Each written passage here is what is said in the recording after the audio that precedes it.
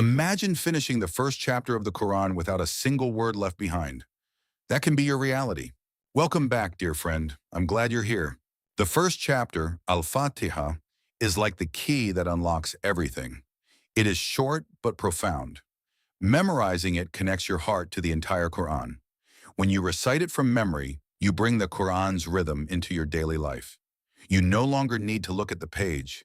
You can listen to the words in your mind and in your heart. Teach yourself in 3 steps: slow, normal, and prayer pace. Each step builds confidence. The slow pace lets you feel each letter. The normal pace familiarizes you with the flow. The prayer pace practices how you will speak when you pray. When you repeat a verse, pause after each line. Inhale, speak, exhale. Feel the breath and the meaning. This gentle rhythm keeps your voice steady and your mind focused. Remember, practice is not about speed, it is about heart connection. Let's listen to 4 examples of the full Al-Fatiha. 1. Slow with a pause after each verse. Bismillahir-Rahman-Rahim. Pause. Alhamdulillahi-Rahmadi. Pause.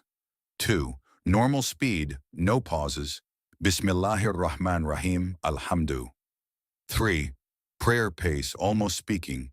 Bismillahir-Rahman-Rahim. Alhamdu. 4. Whispered like a secret. Bismillahir-Rahman-Rahim. Soft. Alhamdu. Now repeat after me. I'll speak each pace. Feel the words.